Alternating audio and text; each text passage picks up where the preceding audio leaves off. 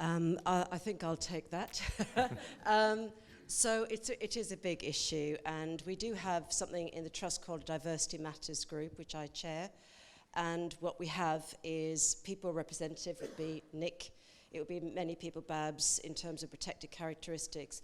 And indeed, it was a discussion we had through our chaplain, who I know is in the audience too, where there are issues being raised exactly about these things. And it would be lovely to say there's this very simple, straightforward solution, and there isn't.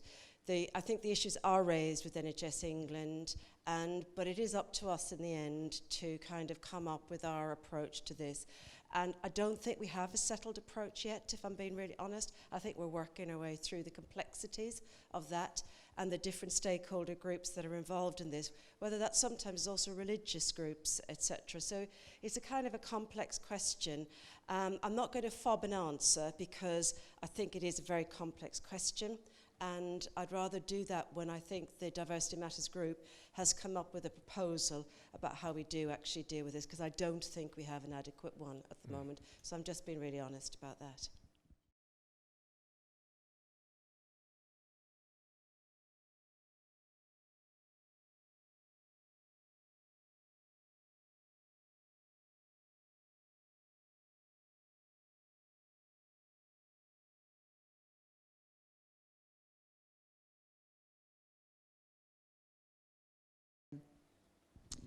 You're right.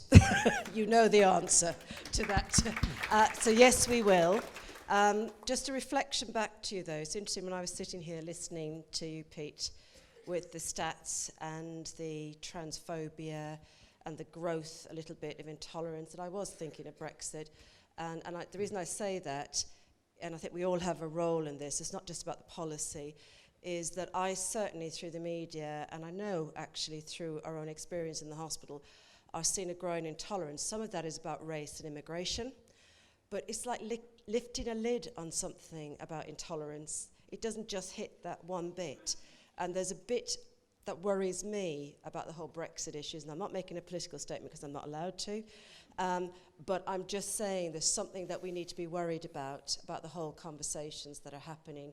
And I do think, reflection for me, actually, which I'll feed back to, is how do we protect and support our staff through what I think might even become more adversarial moving forward. So I think it's even a bigger issue, but certainly I think you can rely on our commitment.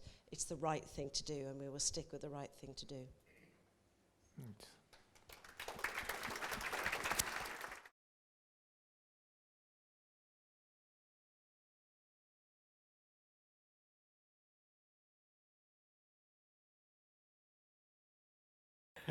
Yeah, absolutely. I'll try to be brief. I was speaking to some members of staff actually over lunch, and we were talking about the issues relating to capacity building for some of this work within organisations. And for certain public sectors, it's really difficult actually for people to contribute to broader culture change when we know the NHS is under not insignificant amounts of strain within the current climate, and we know that when faced with some day jobs, there are many healthcare practitioners that just won't be able to feel like they can leave their wards, for example, to engage with the LGBT network group to step up and lead some of this work. And that shouldn't be the case, but I think it is a reality.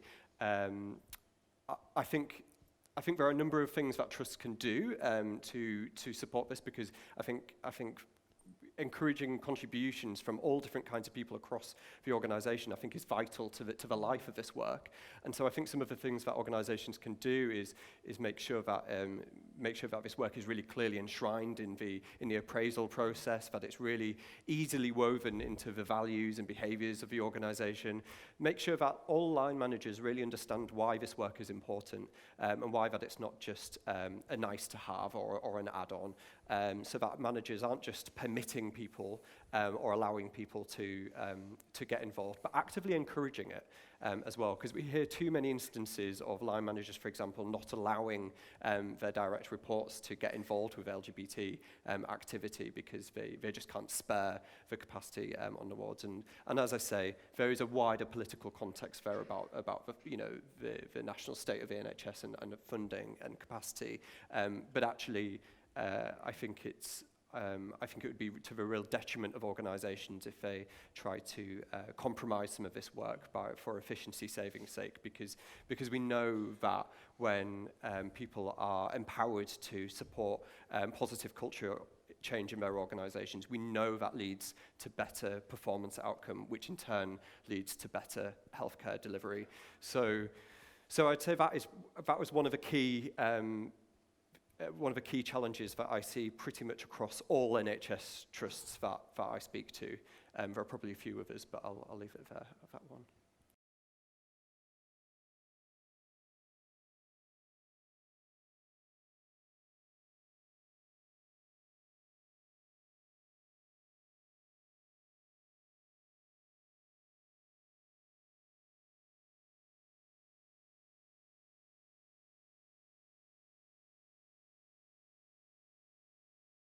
So that piece of research, I didn't talk about the methodology, but that piece of research was actually done through polling with YouGov. So it wasn't a specific trust. That was how respondents within a particular catchment fell across the country. So it wasn't any one particular trust.